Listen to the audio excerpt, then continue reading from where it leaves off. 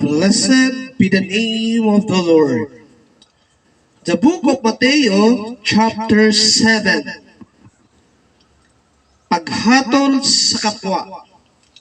Verse 1. Huwag kayong humatol nang kayo'y di hatulan, sapagkat hahatulan kayo ng Diyos ayon sa paghatol ninyo sa iba, at susukatin kayo ayon sa panukat na ginagamit ninyo sa iba.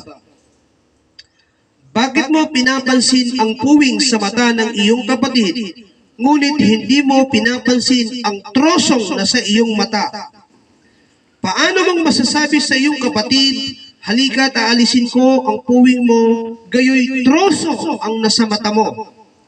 Mapagkunwari, alisin mo muna ang troso na nasa iyong mata, at sa gayon, makakita kang mabuti at maalis mo ang puwing ng iyong kapatid. Huwag ninyong ibigay sa mga aso ang banal na bagay. Pagkatapos, kayo pa ang balingan at sakmalin nila. Huwag ninyong ihagis sa baboy ang inyong mga perlas, sapagkat iyuyurakan lamang nila ang mga iyon. Humingi, humanap, kumatok. Verse 7.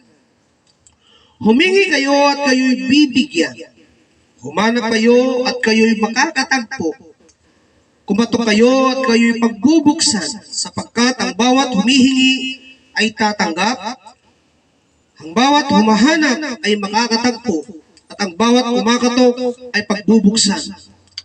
Bibigyan ba ninyo ng bato ang inyong anak kapag siya'y humihingi ng tinapay? Bibigyan ba ninyo siya ng ahas kapag siya'y humihingi ng isda? Kung kayong mga masasama ay marunong magbigay ng mabubuting bagay sa inyong amang nasa langit, ay mabubuting bagay sa inyong mga anak, gaano pa kaya ang inyong ama na nasa langit? Bibigyan niya ng mabubuting bagay ang sinumang humihingi sa kanya. Gawin ninyo sa inyong kapwa ang nais ninyong gawin nila sa inyo. Ito ang buod ng kautusan at ng mga isinulat ng mga propeta. Ang makipot na pintuan, verse 13. Pumasok kayo sa makipot na pintuan sapagkat maluwang ang pintuan at malapad ang daan papunta sa kapahamakan, at ito ang dinaraanan ng marami.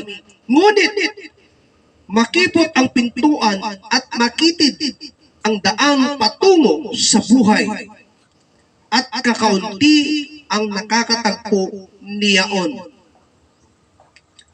Sa gawa, makikilala. Verse 15. Mag-ingat kayo sa mga huwad na propeta. Lumalapit sila sa inyo na parang tupa, ngunit ang totoo'y mababangis na asong gubat. Makikilala ninyo sila sa kanilang mga gawa. Mapipitas ba ang ubas sa puno ng dawag, o ng igos sa matitinig na halamanan? Mabuti ang bunga ng mabuting puno, subalit masama ang bunga ng masamang puno. Hindi maaaring mamunga ng masama ang mabuting puno, at hindi maaaring mamunga ng mabuti ang masamang puno. Ang bawat punong hindi mabuti ang bunga ay puputulin at itatapon sa apoy. Kaya makikilala ninyo ang mga huwad na propeta sa pamamagitan ng kanilang mga gawa. Hindi ko kayo kilala. Verse 21.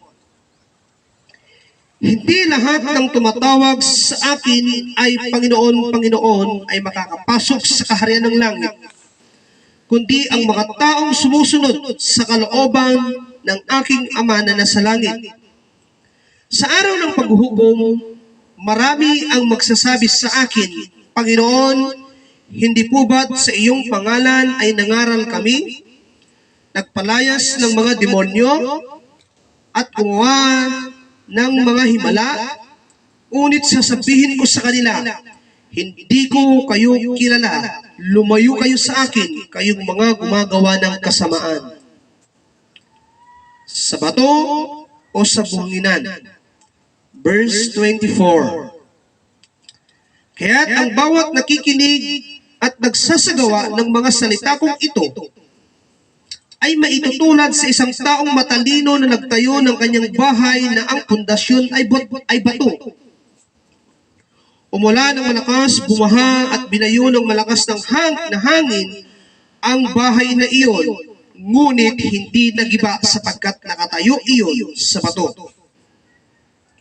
Ang bawat nakikinig ng aking salita, ngunit hindi naman nagsasagawa ng mga ito, ay maitutulad naman sa isang taong hangal na nagtayo sa kanyang bahay sa buhanginan.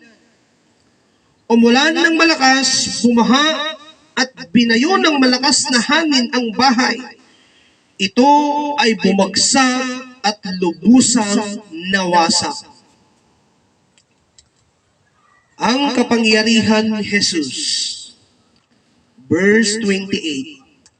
Namangha kay Jesus ang mga tao nang kanilang marinig ang kanyang pagtuturo, sapagkat nagtuturo siya ng may kapangyarihan, hindi tulad ng mga tagapagturo ng kautusan. Glory to God. Blessed be the name of the Lord.